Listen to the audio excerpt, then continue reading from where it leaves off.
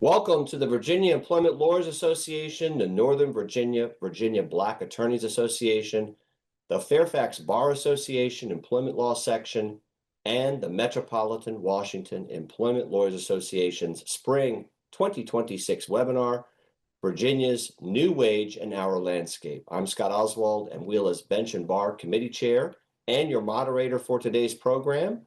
We begin our program with introductory remarks from our co-sponsors, from Brittany Haddox from the Virginia Employment Lawyers Association. Brittany, hello. Hello, thank you, Scott. It's nice to see everyone. I'm Brittany Haddox, president of the Virginia Employment Lawyers Association. We are the Virginia affiliate of MWELA. You are eligible for membership if you represent employees 55% or more of your time. It's really cost effective. The normal rate is $50 and it's $25 if you've been practicing less than 2 years, and that's per year. We do a lot of good things. We've been helping on the legislative front. We also co-sponsor and sponsor 2 to 3 CLEs a year. We've got some planned this year for new legislation in whistleblower laws in addition to this CLE. And the listserv itself is invaluable in order to get with your colleagues and get questions answered quickly that are particular to Virginia. So thanks so much for having us, Scott. Brittany, thank you. Next, Margeaux Thomas from the Northern Virginia Black Attorneys Association. Margeaux, hello. Good morning. I am the Vice President of the Northern Virginia Black Attorneys Association, and thank you for allowing us to co-sponsor this event. And thank you for the distinguished panelists who are going to share their expertise today. For those not familiar with NOVABA, our mission is to advance and support Black attorneys across Northern Virginia through professional development, mentorship, leadership, and community engagement. And we serve attorneys at every stage of their career: law students, seasoned practitioners, judges, and the like. And we are intentional about building a strong, visible, and supportive legal community. Our next big event is the Color of Justice program, which brings together students from around Northern Virginia and exposes them to the diverse backgrounds of judges and attorneys and law students and the careers that they can pursue in this profession. That event will take place on April 18th, and we invite you to get involved and attend our upcoming events and consider becoming a member of the organization. So thank you for having us, and I look forward to today's discussion. Margeaux, thank you. Finally, Jane Lemley, the Fairfax Bar Association Employment Law Section. Jane, hello. Hello, how are you, everyone? I am Jane Lemley. I'm the co-chair of the Fairfax Bar Employment Law Section. Fairfax Bar Association enjoys a very large membership, and then our small section has, I think, about 100 members. We will be providing some great seminars and gatherings in the next probably 6 months. In May, we're going to have a CLE on the use of AI in law firms. And over the next several months, we're going to be having an informal brown bag lunch where we discuss investigations and how to conduct them, how to write a report of investigation, with the eye towards bringing forward some sort of best practices that we can put together in writing and then share with our members. That's our immediate goal, as well as we're looking forward to some outdoor activities once the weather warms up so that we can give everybody an opportunity just to balance work and life, demands of balanced work life as we all try to do. Anyway, I'm so pleased to be here with my other co-sponsors and looking forward to this presentation. Jane, thank you. We are all pleased that Jim Frederick, Governor Spanberger's Attorney General Assembly confirmed commissioner for the Virginia Department of Labor and Industry, is joining us today. Jim, welcome. Thank you, Scott, and greetings. Thank you to all of the organizations that have pulled this session together today. This is an important discussion, and I appreciate the invitation to me to provide just a few comments. It's really a privilege to join everyone here today from the bench, from the private bar, from the enforcement community, to examine what is unquestionably one of the most dynamic areas of employment law in the Commonwealth: Virginia's evolving wage and hour landscape. Jim, tell us just a little bit about Governor Spanberger's priorities for the department for the coming year. I sure can. Thank you so much, Scott. So, I think it's important to look back a little bit and, think through starting in 1898, the Virginia Department of Labor and Industry has a long and extensive history of serving the Commonwealth. I'm excited to be here as part of the team and to really be joining and getting to know the Department of Labor and Industry, the Dolly family. It's an honor for me also to be working with my friend and colleague, our Secretary of Labor, Jessica Lumen. Through Secretary Lumen and Governor Spanberger, we know that we've got an incredible support for our team's work at the Department of Labor and Industry, and the work of Dolly is important to the governor and the secretary. While we're striving to provide an all Virginia approach of service to workers across the Commonwealth, we are also an agency focused on just that, protecting worker rights. Governor Spanberger talked about how we should go about our business in her January 19th address to the General Assembly, where quickly she stated, I want to be direct about something else. Being pro-business and being pro-worker are not mutually exclusive. Recent history shows us that Virginia's economic success has always come from balancing both. We can support business and grow business growth and invest in our workplaces. We can attract new companies and protect workers. And we can be the best state for business and the best state for working family. It's not an either or proposition. So here at Dolly, we're really recalibrating to ensure that we're viewing our work through the same lens that workers are looking at our work. That we're here to protect them in their work. You all should see this in many parts of our work already, but we'll continue to see this as we move forward. For me, that vision is really shaped around my experience with workers addressing essentially the good, the bad, and the downright ugly in their workplaces across kitchen tables, conversations with families that have gone through some of the challenging times in workplaces. So that's somewhat of an inside the beltway answer to your question, Scott, but let me focus on just a couple of specifics for the remainder of 2026. First, as you alluded to earlier, the General Assembly session started with 50 distinct pieces of proposed legislation that have an impact on the Department of Labor and Industry directly. A few of these have been passed by the General Assembly, including increasing minimum wage. More of these are still actively being considered by the General Assembly. I believe it's fair to say that our regulatory and policy agenda for 2026 will really be shaped by the outcome of the General Assembly here in the next many days. And that after the governor signs those bills, that will really shape what our agenda is in the regulatory and policy front for the remainder of the year. Some good information to share about performance across Dolly is that if you look at the trends in this agency over the past few years, you'll see an upward trend in all parts of our operations. The programs that go on from worker safety and health through worker wage protections are really trending in a positive direction. And one thing we just launched in this week, a bit of a reorganization that included elevating our wage protection division to a senior leadership level. And Wendy Inge, the longtime lead of that group, is now an acting assistant commissioner here at Dolly. But again, we'll also continue to focus on our outreach to stakeholders, staffing up at Dolly, stewardship of our budget, compliance and enforcement of our existing and new requirements with an eye on how our work impacts working families and the discussions that are happening at those kitchen tables. So thank you for that question, Scott. Oh, Jim, thank you. And we're so grateful for you joining us. Now to our participants in today's webinar. The Honorable Dontaé Bugg is a circuit court judge on the Fairfax County, Virginia Circuit Court. Prior to joining the circuit court, Judge Bugg was the managing attorney for the Bugg Law Firm in Fairfax, Virginia. Micah Blankenship is a staff attorney for Dolly at the Virginia Department of Labor and Industry. Micah is responsible for the administrative adjudication of wage claims and child labor law violations. He's also responsible for the administration of Dolly's prevailing wage unit. Tiffany Joseph Goodson is the managing partner of the Virginia, DC, and Maryland offices of HKM Employment Attorneys.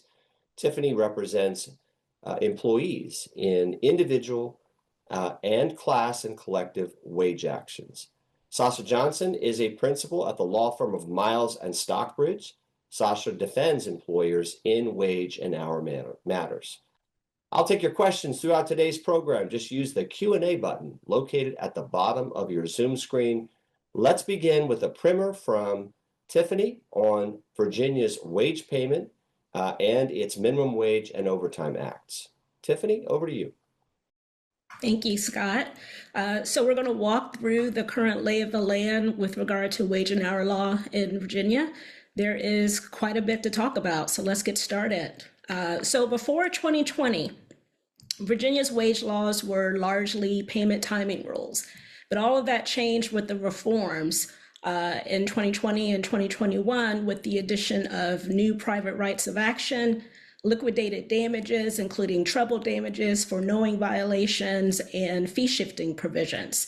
And the structural shifts that occurred have really driven much of the litigation that we've seen recently.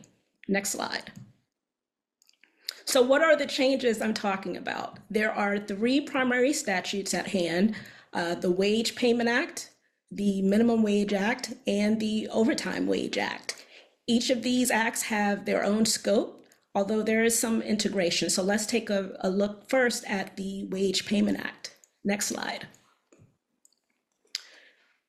So for the Wage Payment Act, the 2020 amendments did not change how often wages must be paid, but the amendments did impose more requirements upon employers. So now employers must provide written wage statements that include the number of hours an employee works and enough information for that employee to calculate their gross and net pay. The statute also provided a private right of action with substantial remedies for violations, including treble damages. And there is also a 3-year statute of limitations. Next slide. The Minimum Wage Act introduced phased increases with a framework that contemplated increases towards $15. When I last checked, the current minimum wage was actually only $12.77. The Minimum Wage Act has expanded the categories of covered workers to include home care providers, so those that provide home health services or personal care services. But there remains a number of exclusions to the minimum wage requirement. One thing of note is that the Act does provide the ability for companies to pay below minimum wages for up to 90 days for on-the-job trainees. But the Act does set a floor. So that floor is the greater of the federal minimum wage or 75% of Virginia's minimum wage. Next slide. Next is the Overtime Wage Act, which mirrors the language in the FLSA in significant respects. As to damages, like the FLSA, an employee can recover unpaid overtime and single liquidated damages, unless, of course, the employer can satisfy a good faith, reasonable belief standard. And unlike the Wage Payment Act, the Overtime Wage Act has a 2-year statute of limitations. Next slide. Another significant statutory development was the misclassification law, which presumes workers are an employee as opposed to an independent contractor. There is a private right of action, and an employee can recover wages, employment benefits that they would have earned or had an ability to earn if they were properly classified, and expenses that they incurred as an independent contractor. So the statute is notable because the presumption of employee status really bolsters the leverage for misclassified employees, particularly where misclassification claims often serve as a gateway claim to minimum wage claims and overtime claims. Next slide. So with the changes in the law, there has not surprisingly been an increase in wage cases filed in Virginia, and we're seeing a broad spectrum of those cases. They include claims for unpaid wages, minimum wage violations, failure to pay overtime in general and for off-the-clock work, and also standalone misclassification claims. There's an increase in final wage payment disputes and, not surprisingly, disputes over bonuses, incentives, and commissions. And there are some key interpretive issues implicated by these trends that we'll discuss in a moment. Next slide. So anytime you file a lawsuit, you have to make a decision about where to file. And in Virginia, there are some unique considerations that practitioners have to take into account that they may not have to consider in other local jurisdictions. But first, let's identify where you can file a wage claim case. There's the General District Court if damages are relatively low. Then there's the Circuit Court for higher value and more complex cases. And of course, there is federal court, which typically enters the picture for FLSA claims that may be paired with state claims, if there's diversity of citizenship, or if you're seeking to proceed as a class action, and we will talk more about that in particular in a moment.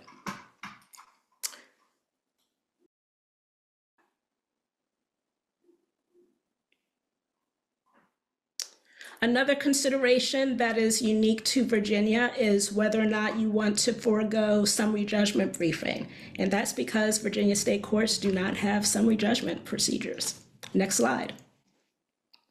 So as I mentioned, Virginia courts do not have a rule or mechanism for class actions. So if you want to pursue a class action wage case in Virginia, your only option is to file in federal court. You can, however, pursue a collective action in state court. The Wage Payment Act actually specifically includes opt-in language referencing collective actions consistent with the FLSA. Next slide. So not surprisingly, there has been some litigation about whether a plaintiff can in fact bring a class action lawsuit for Virginia wage claims in federal court.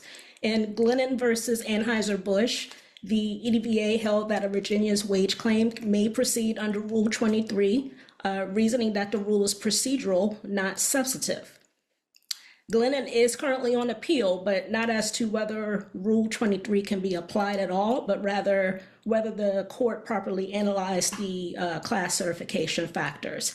And that is an important distinction because access to opt-in and opt-out mechanisms create very different exposure landscapes for employers. And since Glennon, there have been quite a few cases in the Virginia federal courts that have granted and received class certification status. So I venture to say that a plaintiff's ability to bring a class action for Virginia state law claims in federal court appears pretty well settled. Next slide. So what constitutes wages is a primary question with the enactment of the new wage statutes. And that's been a subject of much litigation. And the Virginia Supreme Court has recently answered that question in Groundworks Operations versus Campbell. The court held that commissions are not covered under the Wage Payment Act, reversing a decision by the Virginia Court of Appeals, which had held that the term wages includes compensation paid for work performed or services rendered, and therefore included commissions. The Virginia Supreme Court compared the definition of employee in section 40.12, which refers to wages, salaries, or commissions, to the language in section 40.129, which mentions only wages and salaries. And in rendering its decision, the court reasoned that if wages were intended to be all-encompassing, the legislature would not have separately included the term salaries in section 40.1-29. Therefore, the omission of commissions from that provision was intentional. So obviously the court very much adhered to strict statutory construction principles in rendering its ruling, notwithstanding the remedial nature of that statute. Next slide. So there's a number of other case developments, a few that we'll note here. First, in Cornell versus Benedict, the Virginia Supreme Court held that individuals are precluded from joint liability under the Wage Payment Act. And the court reasoned that the Virginia legislature excluded the term persons from its definition of employer. But then in Harris versus Washington and Lee University, the Court of Appeals clarified that joint employer liability may still exist if the second employer qualifies as a similar entity. And to be a similar entity, the second employer must be acting directly or indirectly in the interests of an employer in relation to the employee, and must owe a duty or have some form of privity with the principal employer. So while there's no personal capacity liability, entity level joint employer theories still are very much viable. Next case of interest is Awkward versus Pritt Investment Partners. And I allude to that case because the court awarded unpaid promise bonuses under the Wage Payment Act and breach of contract theories. And the court also trebled those damages. And so that case illustrates that statutory wage claims and contract claims can operate together. And it also reinforces the pre-2020 amendments understanding that earned bonuses qualify as recoverable compensation under the Wage Payment Act. Finally, I want to point to Stafford and Bojangles Restaurant, which is a notable Fourth Circuit opinion reversing the district court's certification of a statewide class, actually 2 statewide classes. The court there held that generalized corporate policies were insufficient to satisfy the commonality prong. And as you can imagine, since that ruling, defense counsel has been using Bojangles as a tool to try to decertify classes or to beat certification. But it's important to put Bojangles into context. So the plaintiffs in that case alleged company-wide policies led to the off-the-clock work that they complained of. But the work actually varied widely by the location of the restaurant and the shift that the employees worked. So the Fourth Circuit held that there were too many unanswered questions about what off-the-clock work employees actually performed, if any at all, to satisfy commonality. So the takeaway is that Bojangles is not a categorical bar on wage class actions. And we know that because courts have since distinguished the case and have proceeded to certify classes in Virginia, and in at least one case has denied a motion to decertify a class. And the case I'm talking about there is Stacy versus Genmar Court of Virginia. It's a Western District of Virginia case. And from what I can tell, that case is heading to trial. Next slide. So separate from private litigation, the Department of Labor and Industry has the power to investigate and recover unpaid wages on behalf of employees. For some, the administrative process can actually provide a lower cost and faster resolution, but the remedies are currently more limited than what can pursue in private litigation. So which route to take is really a strategic question for the employee and will depend on a number of circumstances. Next slide. So looking ahead, as Commissioner Jim alluded to, there is pending legislation that aims to revamp the wage acts to fix some of the gaps and challenges to enforcement that have been identified through litigation. House Bill 1, and I'm not sure what the status is of that, but that House bill seeks to raise the minimum wage to $15 by 2028. House Bill 238 proposes to expand protections in several ways, and there is a companion bill in the Senate as well, but the overarching theme is that the legislature seeks to bring all of the wage statutes, including the misclassification law, under the umbrella of the Wage Payment Act, so that all claims have a 3-year statute of limitation and the potential for the recovery of treble liquidated damages. The bill also effectively reverses the rulings in Cornell and Groundworks decisions, excuse me, and also expands the commission's authority to seek damages. The bill clarifies employees' rights to pursue collective or class actions as permitted by existing civil rules. And finally, the bill adds an anti-retaliation provision with a private right of action for violations. So, the bill may proceed to the governor's desk here very soon.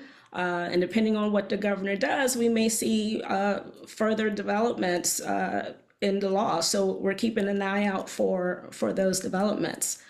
And with that, I will turn it back over to Scott. We are ready to begin the Q&A portion of our program with a discussion of how the Virginia's wage payment and minimum wage and overtime acts are enforced. Micah, let's bring you into our conversation. Introduce us to your office. Give us a sense of how it's structured and what you do at Dontaé. Yeah, thank you, Scott. Yeah, I am the staff attorney in the Wage Protection Division. It was formerly called the Division of Labor and Employment Law, and that is within the Department of Labor and Industry. We lead compliance efforts specifically related to child labor, wage payment. We have some human trafficking poster requirement obligations. In addition to that, we do provide some consultation services to the general public related to court ordered garnishments. Within the division itself, we do have 4 specialized units. One is the payment of wage unit, a child labor unit, an anti-retaliation unit, and the prevailing wage unit. A good portion of our staff is located in the headquarters office, including, as the commissioner addressed, the acting assistant commissioner and the staff attorney, me, and some other administrative folks, but we do have compliance officers in field offices throughout the state. The Anti-Retaliation Division in particular, what does it do? So Virginia does have a number of anti-retaliation statutes, one being the wage sharing statute, which specifically addresses employees discussing their wages or salaries with co-workers.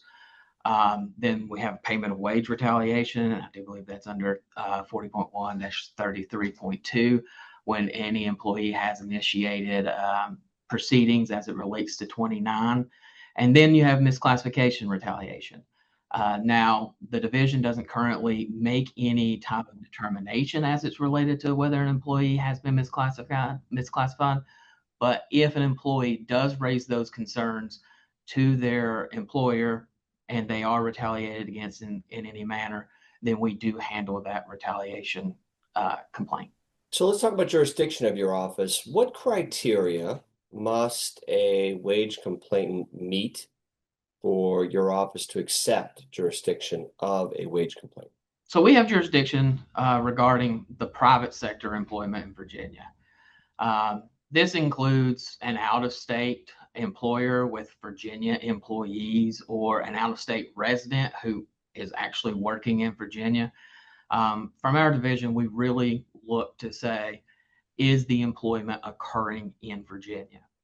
A couple other considerations that we do look at when making a determination to accept a claim.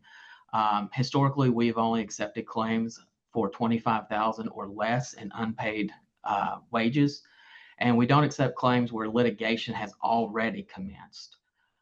We also look, obviously, to make sure that we're seeing an employee-employer relationship, since we do not take any claims where an individual is working as an independent agent. So let's just take a hypothetical for a moment. If an employer is located in Virginia, but the employee isn't, does Dontaé have jurisdiction over the employee's wage and overtime claim? Generally, we've held no. There's a bit of a caveat to that. Like I said, we look at where the work is actually being performed. We have seen instances where there is an employee that is typically based in Virginia, but their work dictates that they occasionally leave the state, say an auditor or something along those lines, just for short periods of time, where we have historically found that we still do have jurisdiction over the entirety of the claim. Let's take salespeople. If the salesperson their home is in North Carolina, but their territory includes Virginia, what are the factors that your office will use in determining whether it has jurisdiction? Generally, we look at the totality. Where is the home business? Where did the hiring take place? Where is the employee actually expected to be performing the work? Where was an employment agreement initiated? Where's the headquarters of the office? There are times where we believe the connection to Virginia is strong enough for Dontaé to proceed with an investigation, but there are times where we don't see that connection. But traditionally speaking, the majority of the claims filed through DOLE are people who routinely work in Virginia. But once again, it hinges on the amount of time spent working in Virginia. Is there any particular threshold at all that your office uses? No, like I said, it's usually a totality type analysis. There's no specific threshold similar to what DC has codified. Thank you. Sasha, let's bring you into the conversation. How are you advising your out-of-state employer clients who employ workers in Virginia? Is their Virginia workforce covered by Virginia's wage payment and overtime and minimum wage laws? Hi, thank you for having me. I think that we're similar to what Micah discussed in that we look at the location of the employee and where the work is being conducted.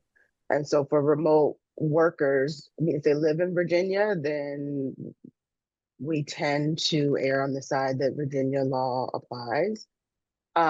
If they are doing their primary work in Virginia but live in a different state, then I mean, there are different factors that you consider and look at because there's going to be tax implications in the state that they live in and so forth. So there may be some argument or at least further discussion as to who has jurisdiction and what rule applies. But we tend to look at both as an initial matter. So in terms of advice that you're giving to employers, multi-state employers that might have, for example, employees who do some work in Virginia, what's the advice that you're giving them about whether there is coverage under Virginia's wage payment and overtime acts for their employees who are working part-time in Virginia? Well, I guess it depends on how you define part-time. And so we would have to look at those factors in particular. If an employee is doing the majority of their work in Virginia and let's say live in Maryland, then we at the very least, when analyzing an issue, we look at the laws and jurisdictions of both places. Now, when it comes down to the particulars, it's going to be a case-by-case determination. And I think further facts in terms of the type of work that's performed would need to come under play. But erring on the side of caution, we would say the act applies and let's act accordingly. But again, it's gonna depend on the case and the circumstance, the client. So let's talk about independent contractors for a moment. Is there any potential Virginia wage payment and overtime or minimum wage act risk to employers who employ independent contractors in Virginia? I guess the thing that you have to be considerate of in any jurisdiction, and Virginia in particular, is the misclassification. So especially if you're looking at overtime or wages that are owed, to the extent that someone is classified as an independent contractor and they're in fact not, then there is going to be some risk, right? And so then you look at the regular general analysis that you would any place else, and that's going to be the same analysis whether it's Virginia or Maryland, DC, any other state or jurisdiction. Micah, back to you. If an employee who files a complaint with your office is undocumented, does it affect how you investigate that complaint? No. Generally speaking, and just for filing a claim purposes, we don't ask that question. We don't seek out that information, assuming during our screening and investigation process, we can see that an actual employee-employer relationship exists. We move forward without seeking or asking any questions regarding immigration status. If an employee files a complaint using the online form, does that toll the statute of limitations for purposes of the act? Generally, yes. Let's take our first question here from the audience. How many lawyers do you have on your staff at DOLE? Specifically within the Wage Protection Division, one. And that would be? Me. Thank you for that. Yeah. Okay, let's turn to the definition of wages in Virginia's wage payment statute. As Tiffany told us, the Virginia Supreme Court garnered some notoriety in the Groundworks versus Campbell decision last year, holding that the definition of wages in the statute did not contemplate commissions. Tiffany, let's just say, for example, that a client comes in and says to you, my employer should have paid me a bonus and didn't. What are the factors that you're looking at to determine whether or not that bonus might be recoverable under Virginia's wage payment statute? I want to look at whether or not the bonus was actually already earned and whether or not it's discretionary. And so usually there's going to be some form of documentation to review in connection with that. If the employee meets the clearly defined criteria that was set forth regarding when bonuses are due, such as hitting sales targets, completing a project, or remaining employed through a specified date, I think there's a strong argument that the compensation was earned. On the other hand, if the payment is purely discretionary, subject to the employer's unilateral decision at their whim, it's a tougher case. Sasha, where do you come out on this? Non-discretionary bonuses, are they wages under Virginia's wage payment statute? I would reluctantly say that they probably are. This is probably where I agree with Tiffany, that they probably are, as long as they're earned and documented and so forth. I don't think the opposite. I don't think it's a tougher case if they're discretionary. I would say that they're not, but in terms of non-discretionary wages, I think that they probably are under the Virginia Wage Payment Act. Sasha, thank you for your candor. Tiffany, is a retention bonus a wage under Virginia's wage payment statute? So again, I would say that depends on the terms surrounding the retention bonus. If the employee has met the requirements that were set forth beforehand or at the time of bringing an employee on, I would argue it is. Thank you. Sasha, back to you. We heard from Tiffany that the Virginia General Assembly may amend the Virginia Wage Payment Act's definition of wages to include expressly commissions. That looks poised to pass. If that happens, just from a best practices standpoint, how can an employer's compensation agreements be structured to minimize disputes over when wages are earned? I think that first they need to be clear. I mean, you have to spell out the exact terms of how and when a commission is earned and when the payout comes. Those terms, I would advise that they need to be as specific as possible. To the extent that they're based on percentages, or they based on number of sales, for example, whatever it is, it needs to be laid out explicitly in the agreement. I would also, and I dealt with this in other cases, but advise clients that you need to have an employee acknowledgement and signature on the document. We tend to get copies of agreements with no employee signature. So you want to make sure that the employee has seen the agreement, agrees to it, understands, and reads and signs. I mean, it's really helpful to document all of those things, especially if we have to move forward and defend an action. It's harder to do so if we have no employee signature and the terms and conditions are not well documented. Thank you for that. Tiffany, what are the wage violations that you're seeing most frequently in your Virginia practice? So I'd say that misclassification is one of the most common issues that I'm seeing. And that includes both where they're treated as independent contractors as opposed to employees, and misclassified as exempt from overtime. I would also say there's disputes oftentimes about bonus payments, not surprisingly. So those are probably the two most common that I've seen come through the door. Let's take our second question from the audience, Tiffany. The test for independent contractor status in Virginia, what are some of the things that you're looking for, the questions you're asking of your clients to determine whether this really is an employer-employee relationship or a true independent contractor relationship? So I'm looking at indicia of control. How much control does the company have over the employee in terms of how they perform their job? Do they set the hours that you have to work? Do they prescribe what tools you use, particularly, in the construction industry?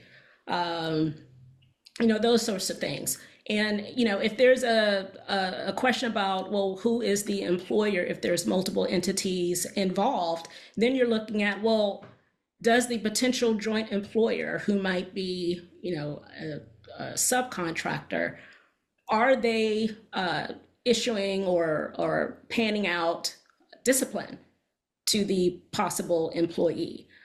Or are they directing certain disciplinary actions, even if not communicating directly with the employee? So it's all about control, as far as I'm concerned. Thank you. Micah, back to you. Let's just focus on process for a moment. How does your department prioritize and triage complaints? Generally, it's first come, first serve.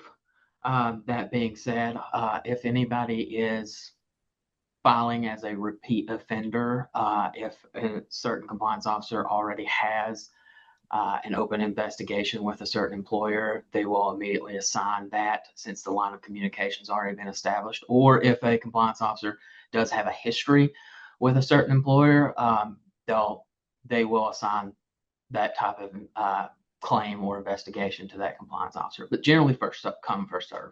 Do you ask employers to provide your office with a position statement in response to the employee's wage complaint? Yes. Once a claim has went through the screening or vetting process, the employer is notified of the open investigation. At that point in time, the department makes a series of records requests, including a position or general argument as related to the claim. Thank you. Tiffany, back to you. What types of records are most critical to substantiate an unpaid wages claim from your perspective? Sure. So typically you want to take a look at payroll records or pay statements. I think those can be critical. Of course, the employee doesn't always have access to those types of records. Time logs, screenshots of scheduling apps, or even communications that may be exchanged between the employee and management can at least give you some insight as to whether or not there's likely a violation that's occurring. From the employer side in particular, I want timekeeping records, payroll systems, compensation policies, oftentimes contracts, particularly in a joint employer situation, and communications, frankly. Micah, does your office have subpoena power? Generally, yes, we do have subpoena power and power to request interrogatories. It's not often used or exercised, and that's generally, we've had great luck with cooperation from employers in Virginia in providing the initial information during our investigative process. But generally, yes, we do have that power. Does your office ever assess liquidated damages? Once we have opened an investigation, assuming it's went through the initial screening process and the employer has been notified, yes, we are assessing liquidated damages, essentially the $2 to every one of unpaid. Let's just take another question from the audience. What damages may be calculated by DOLE under the Virginia law? I'm interested in knowing what that adds up to. So what are the types of damages and how do you calculate those, Micah? Specifically talking about payment of wage, unpaid wages, unpaid salaries. As it relates to liquidated damages, like I said, it's the 2 to 1. Also included in the authority of DOLE, you do have a penalty component for each instance, and that could be over one pay period, several pay periods, what that may be. Historically, though, we have focused on making the claimant whole and used every option available to us to do so, meaning if we can facilitate making the claimant whole, penalties are generally waived. So if an employer agrees to a determination that the agency has made within a certain limited time frame and makes the claimant whole, penalties would be waived. But if it gets to the point where we are actually docketing a final order of the commissioner in circuit court, then the penalty would be locked in at due. How many wage claims does your office investigate annually? And so last fiscal year, that's the numbers that I have readily available. We received in the neighborhood of just over 1,600 claims. I believe last year we actually investigated about 1,560 actual unpaid wage claims. And what percentage of your investigations do you close annually? So we seek to actually close investigations 90% within 90 days. So in terms of the investigative component, we're trying to do a fairly quick turnaround from the administrative side. Last year, we had actually closed right at 1,000 of those claims in what we call a first response adjudication. Generally, like I said, once we have vetted the claim, once the employer has been notified, it does require the employer to take a second look as to what's going on. And they may respond to that affirmatively refuting the claim, or they may say, yes, this claimant is correct. So about 1,000 of those were actually resolved upon first response. And then the remainder went through full department investigation and administrative adjudication. At the end of that fiscal year, actually all were closed. How much money do you collect annually for workers in Virginia? Last year, like I said, keeping in mind that we do only accept claims with a low dollar amount threshold. Last year, we collected approximately $645,000 on behalf of claimants. DOLE's determination letters, are they subject to Virginia FOIA, Micah? Yes. How about an employer's position statement? Yes. Our entire case file is, once the investigation is completed, our entire case file is open to FOIA requests. Thank you. Sasha, let's turn back to you and talk about employer best practices in handling internal complaints and responding to DOLE inquiries. What best practices, from your perspective, should employers follow to address wage complaints internally and prevent them from escalating to DOLE? Well, first, respond to the employee. I mean, that's the basic thing. Don't ignore a complaint, right? If a complaint comes in, you respond. Of course, thank you. We're going to review this, whatever the language is, right? And you'd be surprised. There are clients who kind of sit on it and we hear after the fact. So you want to respond immediately and then investigate the claim. Figure out what the employee is alleging, and then go back to your payroll records, any of the things that you have to investigate the claims. And to the extent that something needs to be remedied, remedy it immediately. Talk through with the employee and say, look, we found this, or we didn't find this, or, whatever, you substantiate the allegations or not.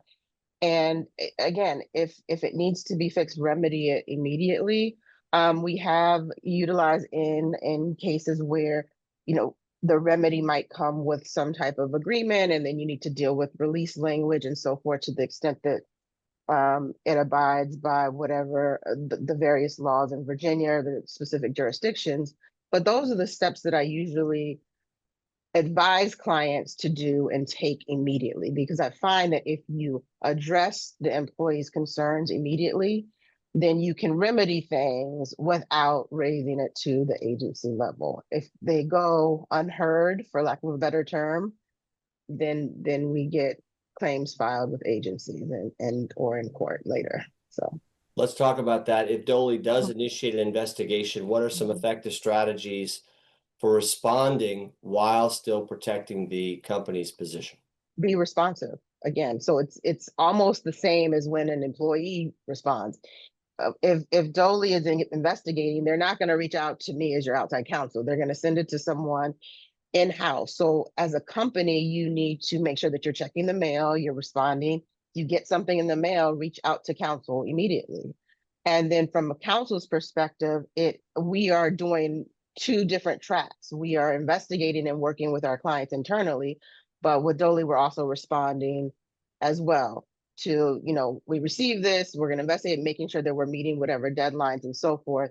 But, you as counsel, you want to protect your client's interests, but that means also doing a diligent investigation to ensure that everything is in order before actually responding with something more substantive to DOLE. Another thing that I tell clients is don't respond on your own. We don't want to have you respond and then you come to us months or a few weeks later, however much time has passed, and said that you responded and now you need some assistance or help. So let's be proactive and take steps on the front end to avoid any delay. Sasha, thank you. You're welcome. Let's turn to going to court. Fairfax County Circuit Court in particular on wage and other employment claims. Judge Bugg, let's bring you into the conversation. Is it better to draft a detailed complaint or follow notice pleading from your perspective when preparing a complaint to file in Fairfax County Circuit Court? Good afternoon to everyone. I would say on that, brevity is your friend. Notice pleading is the preference, especially on these types of complaints and plead in motions practice. A lot of times what we see are some complaints are 150, 160 paragraphs, 40, 50 pages, and that becomes cumbersome. Your complaint's not going to end up being evidence in the case. So brevity, notice pleading, especially in these types of cases, is preferred, especially through motions practice from the court's perspective. I can tell you none of my colleagues are excited the longer the complaint is. So let's say that the employee lawyer is relying on maybe a contract. Tiffany has that for the employee or some other writing to support her cause of action. Should that lawyer attach the contract to her complaint? I think so. I think in anticipation for what the expected motions practice will be, we end up seeing a lot of motions craving OIR because the contract is not attached.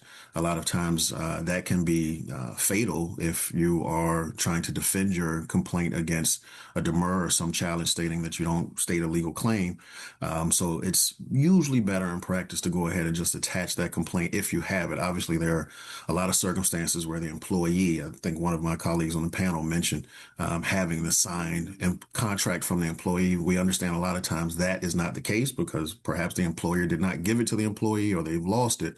But if you have it, it's probably best practice to go ahead and attach it on the first go around. If an employment attorney files a motion for temporary injunctive relief along with their complaint, how are those motions typically handled? Well, the injunctive relief motion is going to be just that until someone dockets it. So our practice, at least in Fairfax, and obviously this is with a caveat that you have to check what jurisdiction you're in, the local practice and local rules of that jurisdiction. But in Fairfax, you would need to call into our calendar control, which is every day, 8:30 in the morning, to docket it for hearing. Otherwise, it's just going to remain in that way. And yeah, so your first step in terms of that is obviously docketing that for a hearing. I think some jurisdictions may have a reflexive thing where injunctions are automatically placed on the docket, but just given the size of our jurisdiction, the number of cases we don't have the ability to do that. Tiffany, when you bring an overtime or wage payment case in Virginia Circuit Court, maybe something they don't see all the time, how do you prime the pump for a circuit judge who might be less familiar with the, let's say, collective action provisions within Virginia law? So probably much to Judge Bugg's dismay, I would try to educate the judge as best I can through my filings. And the inclination is to be more inclusive in my complaint. And certainly when briefing motions or responding to demurs, I want to make sure that I explain the statutory framework and the remedies available under the law, simply because I know that the statute is fairly new. I'm not sure how many cases have come through the state courts for wage claims with the collective action mechanism alleged. So I would err on the side of caution and take whatever opportunities I can to educate the judge on the papers. Judge Bugg, Under what circumstances in Fairfax County Circuit Court would an employment case be specially assigned to a judge? Let's say in a collective action or maybe some other kind of complex case. How often does that happen, and how does one initiate that to the extent they believe that that's appropriate? Well, across the board, the default for us, again, given just the size and number of cases that come through our court, the default is that our cases are not assigned to a specific judge. The parties can request, counsel can make that request. That request needs to be made specifically and directly to the chief judge in writing with notice to the opposing party and their counsel. And the chief judge will make a determination. A lot of times what happens is a judge may hear our motions dockets are supposed to be random, but sometimes we see the same cases over and over again for a number of weeks. So you'll have a scenario where you've heard perhaps a demur, plea and bar, some other motions on the case, and the attorneys feel, hey, this particular judge, you know so much about the case, will you assign yourself to the case? And they make that request in court. And that cannot be done in court. It gets us in a lot of trouble with the chief judge when we assign cases to ourselves. So that request can happen. Sometimes what I've seen, there may be a request for a case to be assigned to a judge early on in the process during the motions practice, and the chief judge may deny that. And I've seen where counsel has made the request again closer to trial, and the case may be assigned understanding that it's going to trial. There are a number of pending motions eliminate or along your trial, just the length estimate of your trial requires it be assigned to a particular judge. Let's talk about preliminary motions. That's where the action largely is in Virginia circuit courts. What advice do you have for practitioners in choosing between, let's say, the demur and the plea and bar? I think understanding the difference in the two mechanisms, and I'll be honest, this was my largest learning curve, or one of the parts of my largest learning curve when taking the bench, since I did primarily criminal defense and domestic relations. If you are bringing a demur, the court is limited in the review to the four corners of the complaint. So your demur is going to be that the complaint itself does not state a legal cause of action or some issue prevents recovery. A plea and bar typically is going to require some level of evidence, and it's going to be perhaps an issue that's outside of the complaint. Even accepting all of the allegations in the complaint as true, plaintiff is outside of the statute of limitations, or the statute of fraud bars recovery on a particular claim. From a practice standpoint, also understand if you're filing a demur, especially in the Fairfax Circuit Court, you are not putting on evidence on Friday. We are not taking any evidence on a demur. That's kind of the policy of the court because we're limited to the complaint.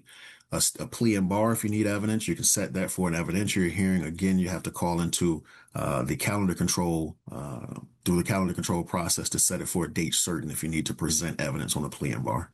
Now, you mentioned something, a motion craving order. What is that? I just wish my colleague Judge Oblong was here because he writes way more on this than I do. But in essence, it is if you are basing your complaint on a written document, it is a mechanism to require the opposing party to attach that document to the complaint. Most frequently, we see that in cases involving contracts, business disputes, wage payment acts, employment contracts. You file the complaint, the document's not there, and the opposing party is, left in a position to not be able to fully respond. They can seek leave of the court to have those documents attached to the complaint itself.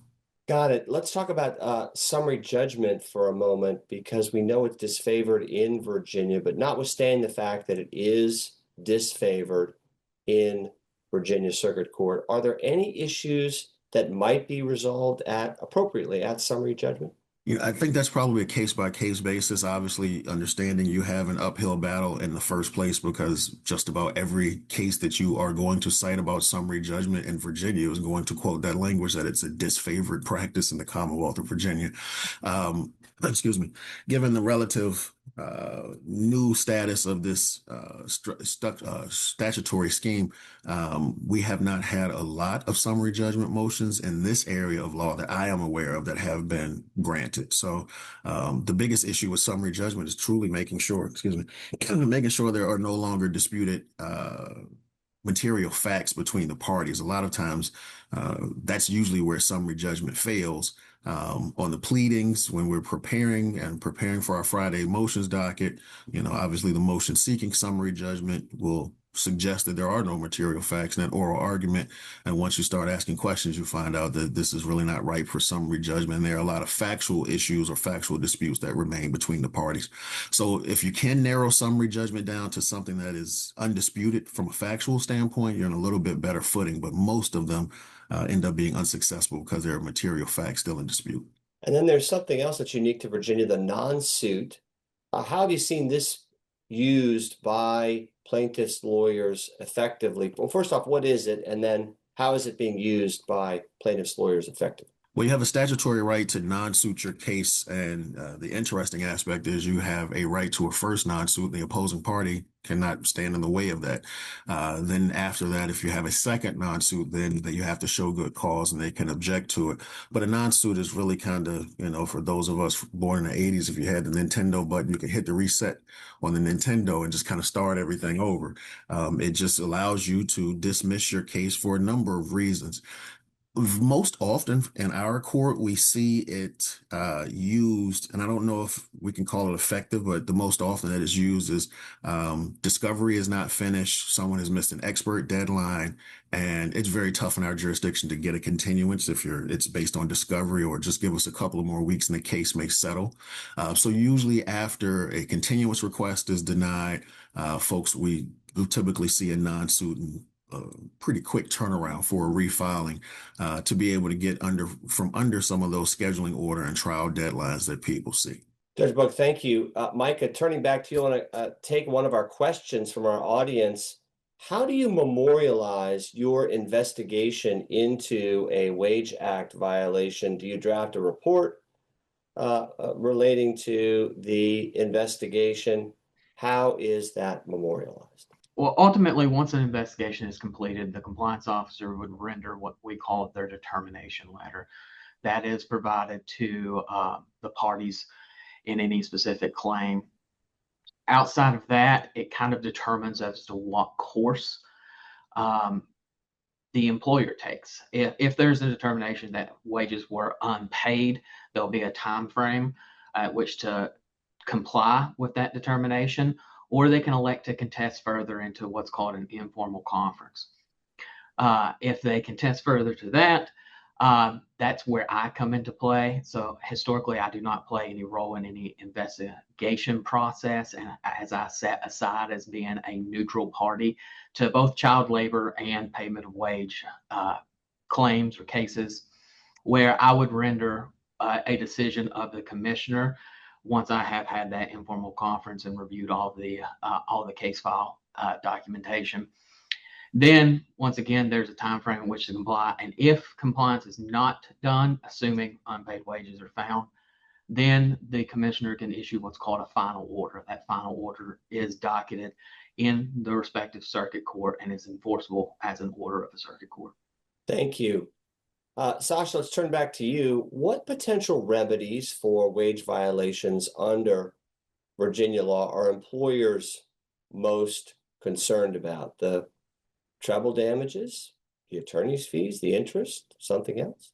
I think all of it, really. I mean, of course, to the extent that there are treble damages, that's horrible, and I think our clients clearly don't want that. But more so when you get to the stage of litigating and so forth, litigation is so expensive that our clients having to pay not just any wages that are owed and the penalties like liquidated or treble damages, but to have to pay the attorney fees on top of that is a real deterrence when you're litigating the case and a factor when you're talking about for settlement purposes.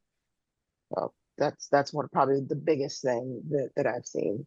Tiffany, let's answer one of our audience's questions. Can the costs incurred by an employee also include attorney's fees? Do you seek attorney's fees in a successful wage action in Virginia? Absolutely.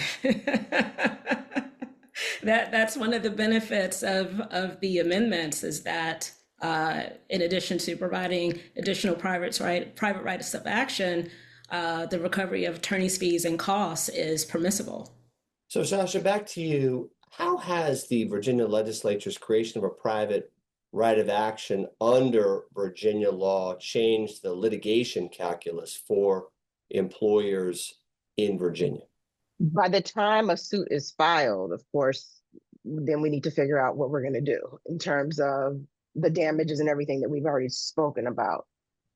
Proactively on the front end, what it entails is us more counseling with our clients on the front end in terms of litigation avoidance strategies, making sure they are in compliance with the law, making sure that they've classified their employees correctly, their policies and procedures are in order and well documented. And so it kind of takes both handles. You know, when the private right of action was, you know, the statute or the act was enacted, there were questions on both sides. But we do a lot of advice and counsel now on how to try and proactively avoid being in those scenarios. And again, if you are in that scenario, then it's a real discussion with the client on the potential liability and risks with moving forward through trial ultimately. Thank you. Let's move to pretrial and trial in Fairfax County Circuit Court. Judge Bugg, when should counsel consider filing motions in limine in breach of contract or employment cases that are pending in the court?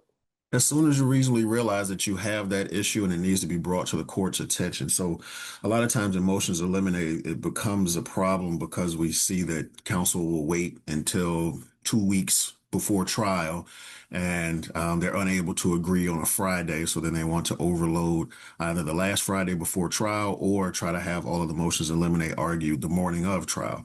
And again, under our local rules and policies, any motion eliminate the day of trial needs to be less than 5 minutes. And I can't tell you I've seen any motion eliminate that is actually argued in less than 5 minutes. So we encourage filing those motions sooner rather than later. Just if nothing else, you run up against the scheduling issue. And again, the fact that motions eliminate have not been heard or still need to be addressed by the court is not going to be a good ground for continuance. So keep that in mind when kind of strategizing how to bring that, but the sooner the better. So let's say that practitioners follow your advice, they file their motions well in advance, they get them adjudicated. If the case is assigned to you for trial, how do you come up to speed on the rationale for the underlying rulings on previous motions in limine if there's no transcript of that previous hearing? Well, a lot of times for us, if once the case is assigned, it's going to be reviewing the entirety of the file. We've gone against my desires. We've gone fully electronic when it comes to our civil files in Fairfax. So the review is much easier. We can do that remotely. Some of my colleagues in their order will either do a letter opinion or what we've started to see is a lot more short form order. So not a full blown letter opinion, but perhaps 6 or 7 paragraphs that will explain my colleague's rationale. And then other times it will just be the plea and bar is denied for the reasons stated on the record, and you don't have any transcript to rely on immediately. So it depends on if it becomes an issue. So in prep for the trial, depending on where the case is going, there are times when I will turn to the attorneys, and I have no problem telling attorneys in court, I need you to educate me on X, Y, or Z. So sometimes it's turning to the attorneys. Sometimes there are disputes between the attorneys on what the court actually said in its ruling. We do have, from a technology standpoint, we're using an AI recording system that our courtrooms are equipped with that records all of our hearings. It's called For the Record, or FTR. So if FTR was on, my colleague was using FTR that day, I have the ability to go back, and because it's artificial intelligence, I can select, Judge Oblon's courtroom on January 3rd, and I can pull up your last name if you were counsel, so I can get to the part in his motions document when that case was called and have the opportunity to review there, even if there was not an official transcript or court reporter that day. But it requires the system be on and recording, so that's not always the case. Does the general public, our attorneys, do they have the ability to access that system? You can request the transcript through our circuit court clerk's office. There is a fee, and I should know this because I just signed an order today for that, and I can't recall. I think it's $25, maybe $40. And the transcript will be produced to you within 21 days if the system was active at the time. It is what we call uncertified. So it's AI. There are mistakes. We had a glitch at one point. It was taking everything that was said in the courtroom and translating it into different languages for different courtrooms. So I was seeing Arabic in my courtroom and another judge was seeing Spanish. So sometimes there are glitches. Sometimes it picks up some of the things that the deputies are saying. So we do produce that transcript, but it's not a substitute for having a court reporter. It's not verbatim transcription at all. And So it's only the written transcription, not the recording, not the audio recording is not made available. So let's talk about the motions in limine have been resolved and the jury is seated, and now it's time, or the potential jurors are seated. It's time for jury selection. Have you seen effective strategies uncovering jury bias in employment cases? And what are some of the most effective ways that lawyers, when engaging in attorney-led voir dire, have used in your courtroom to uncover bias? I think it all starts, whether it's these types of cases or any jury, it's building that rapport with a jury. It's interesting. A lot of CLEs talk about the view from the bench, and it really is an interesting view because I get the opportunity to see a lot of great attorneys in voir dire, a lot of average attorneys in voir dire, and a lot of leftovers, right? I think the more effective attorneys in voir dire are able to build that rapport and relationship with the jury, sometimes something as simple as having a conversation one-on-one with a juror if they raise their hand on any question that may be asked, and then kind of mirroring back or repeating what that juror has said, and also trying to see if you can get other people to agree along. Who else feels the same way as Mr. Oswald? And that's okay. That's an acceptable, understandable position. Who else feels that way? Or who else thinks this burden may be too high? And that I've seen at least will sometimes over the course of your questioning will open a jury up. Also being flexible and not just, obviously a good trial attorney is going to have their questions prepped. You're going to have an outline, but then you shouldn't stand there and just read from it the entire time. Make an eye connection with the jury, but also be flexible. There are a lot of times where what we've seen, especially in multi-day cases, usually the attorneys start their questions right after I've just told the jury, your anticipated jury service is going to be 4 days or 8 days. So folks are really trying to figure out a way to get out of here. So not repeating questions that the court has already asked. There are standard questions that every judge is going to ask. As you're sitting through that and the judge asks those questions, unless you really need to follow up in particular, cross those out of your outline. I see a lot of times jurors are turned off by their body language when the questions are repeated like that. Let's talk about identifying damages in opening statement. They should be reasonably calculable under the Wage Payment Act and therefore available to plaintiff's counsel in opening statement. Do you, when you see it, from a practice standpoint, do you prefer it in opening statement, wait till close? What have you seen effective use of damages presentations in both opening and close? Seen it both ways. I've seen, I think most often it is used in opening and closing, especially if the if you're seeking treble damage or you're just seeking, in any civil case, a large amount to kind of prep the jury's mindset for that. The more they hear it, perhaps the less shocking it becomes. I've seen attorneys that, in certain ways have been able to work that into voir dire. The amount that we are asking, is that going to be shocking? Is there any reason why the amount that the plaintiff is seeking would be a reason why you would not be able to give them a fair and impartial trial? I will say the times I've seen it, I've seen a couple of cases where they don't ask for any amount and just left it to the jury and told the jury, we want you to return what you think is reasonable. It's tough to say how effective that would have been as opposed to kind of prepping the jury along the way. It stands out. It's unique, that's for sure. I speak to all of our jurors afterwards and just thank them for their jury service and kind of get questions from them and feedback on certain things that I can talk to them about. And a lot of times their questions will be certain strategy decisions, why the attorneys did this or why didn't they ask for a specific number. My response to them is I can't tell you, that's up to the attorney. So I don't know that there's any one way that I can say is most effective, whether or not to do it in opening, closing, or both. Sasha, let's turn back to you. Litigation avoidance. Employers that operate in more than one jurisdiction, let's say DC, Maryland, and Virginia, under their wage payment statutes. What's the advice that you're giving to employers who have let's say, a multi-state operation when dealing with wage issues? When dealing with wages issues in particular, you have to consult counsel. So that's, if I'm talking to employers, clearly they've spoken to us already, right? But you have to look at the law in each of the jurisdictions to figure out what applies with respect to wages. We of course have FLSA issues, right? But then you also have the state law claims. And so when talking to clients, I want to know, how many employees do you have? Where are your employees located? Where is the work that they do conducted, and so forth? So I ask all those questions, and then we look at the specific wage payment acts and so forth in the various jurisdictions to see what applies, and advise them accordingly based on that. So it's just a case by case, jurisdiction by jurisdiction type of issue, but we start with the broader overarching question on where the employees are located, where's the work conducted, and then go from there. We have a question about arbitration for a moment and forced arbitration. Give us a sense of from your perspective. Sometimes I suspect it's a good idea for employers, other times it's really not.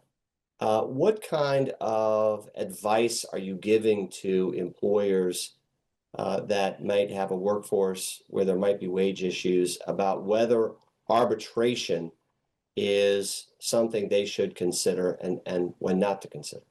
So I think that's going to be vary by practitioner. I don't usually advise to include like an arbitration provision or clause in agreement. Number one, I don't usually advocate for an employment agreement in general, but I usually don't advise moving towards arbitration. Now, I think to the extent that there are avenues for a mediation instead, then maybe we go that route. But for an arbitration in particular, I don't usually advise that employers have arbitration clauses in employment agreements or in handbooks or policies and so forth. So that's just not my practice. Thank you. Judge Bugg, a few questions. First, how likely is a motion in limine to be decided early as opposed to the judge deferring the issue to the trial judge? Well, that's going to depend on what the motion in limine centers on. And the first thing that comes to mind, I know for my dockets, if I'm hearing the motion in limine and I'm left with questions that are factual questions, it depends on how the evidence will play out. I understand what the allegations are, but we need to perhaps hear from the employee, the employer.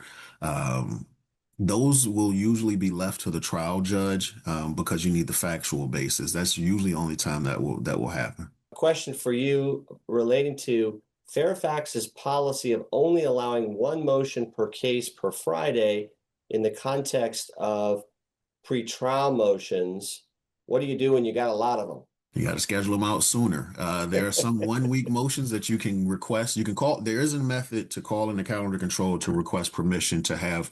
Again, this goes back to our local rules and policy. There are what we consider to be 1 week motions and 2 week motions.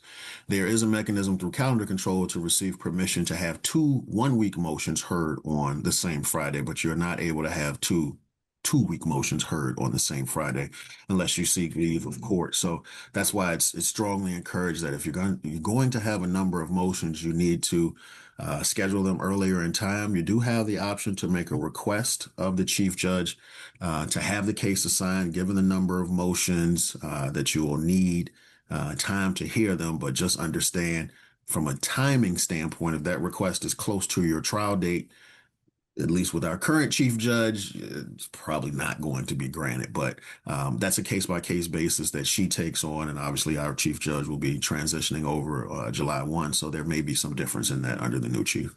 Let's talk about a consolidated motion in limine. Let's say you can keep it within the page limit, but it has separate issues contained within that motion in limine relating to different issues in the case. When is that acceptable? Usually never. It depends. It depends on what those motions are, right? So a lot of times what we'll see is someone will style the motion as a demur, but then when you get in there, there's a demur, there's a plea in bar, and perhaps a summary judgment motion. So you meet the 5-page requirement, you style it as a 1-week motion, but what happens once our law clerks start to review the docket during the week and we get an opportunity to review it, you're most likely going to, depending on the judge, you're going to hear either before Friday or first thing Friday morning, this is the only motion that we're taking up, and we're not taking, you've styled 2 or 3 motions as one motion, and that's not acceptable. Judge Bugg, thank you. Yes, sir. Tiffany, specific industries where you expect to see a spike in wage disputes, especially if the legislature amends the wage payment statute. Give us a look into your crystal ball. So I would say broadly construction, any business where you're building something, working with tools, using laborers, that's a hot area. I would also expect to continue to see cases in the restaurant industry. There's a lot of complicated pay schemes in restaurants, and that lends itself towards some vulnerabilities there. And perhaps healthcare might be another sort of hotbed that I would expect to see. We are ready for final thoughts. Sasha, start us off. Final thoughts from an employer standpoint, I would just ensure documentation is correct, investigate promptly. One thing that I don't think we mentioned, but look at your EPLI coverage. A lot of times wage and hour disputes may be excluded, but to the extent that you can get some rider that covers that portion of it, it's always important to get. And I would echo Tiffany in terms of, especially in that construction and hospitality industries, that EPLI insurance could be very important for employers to consider and have moving forward. But thank you for allowing me to be here. I appreciate it. Oh, you're welcome. Thank you for being with us. Micah, over to you. Final thoughts. Yeah, I guess more of an observation from the division's perspective is, we don't typically see a lot of cases where employees are simply not being paid for long periods of time. We do see a lot of cases where you're seeing unauthorized withholdings, forfeitures of wages, and just given our dollar amount thresholds, common things are shortages in tools for retail, or broken tools or equipment, or just simple violations of company policy. That is, from our observation, one of the common excuses, and one of the things that we see most are more in the line of unauthorized, unlawful forfeiture of wages. But thank you so much for allowing me to be here today. I very much appreciate the time. Thank you, sir. We appreciate your time. Tiffany, over to you. Final thoughts. Yeah, so, it's obvious that we're still working through how these statutes operate in practice, and with the changes that are likely coming down in the legislature, we're going to see more developments, right? So I think it's important for both the plaintiffs and defense bar to pay close attention to what the statutes say, advise our clients about the risk and the uncertainties, because I think there are a lot. But we're going to see increased litigation over the next few years, and I'm expecting some good outcomes, a lot of developing decisions on the law. And thank you so much for having me. I appreciate it. We very much appreciated having you. Judge Bugg, over to you. I think in terms of final thoughts, I would just kind of echo, just know the rules of what jurisdiction your case is in, and also the rules or preferences of the particular judge you may be in front of. Knowing the lay of the land goes a long way, especially if you're in Fairfax Circuit Court. Work your case early, take advantage of the motions practice when you can, and make sure your trial prep is on point for that. And just understand, as Ms. Goodson has said a number of times, as this landscape is changing, the bench is learning as well. Now, I did say about brevity in your complaint, but please don't take that to mean that you should be afraid to educate us on the bench on the issues that you have. So that means, again, in your trial prep, making sure motions practice or trial prep, showing up with the case law that supports your position, the statute, or whatever it is that you need to educate us on that so we can try to make the best decision we can. And like everyone else, it's been an honest, absolute pleasure to be a part of this panel this day. Judge Bugg, thank you. Brittany. We would just give a special thanks on behalf of MWELA to the panelists. They did a great job. Be interested to see what legislative changes happen this year with regard to the wage and hour laws, and you should join MWELA to help stay on top of it if you're eligible. Thanks, Scott. Thank you, Brittany. Margeaux. Yes, as we wrap up, I just want to say thank you to all the panelists. I thought the conversation was insightful and practical, and it was great learning about this evolving landscape. And on behalf of NovaBuy, I just want to invite the participants here to stay connected with us and get involved in our events. And another plug for Color of Justice, which is right around the corner. And just continue building relationships across our legal community. So thank you. Thank you, Margeaux. Jane. Yes, I too want to thank the panelists on behalf of the Fairfax Bar Association Employment Law section. I thought it was a fascinating discussion. I really appreciated some of the details about what to look for in the courtroom. I thought that was particularly helpful, besides just kind of understanding the statutes themselves and where we might be going legislatively.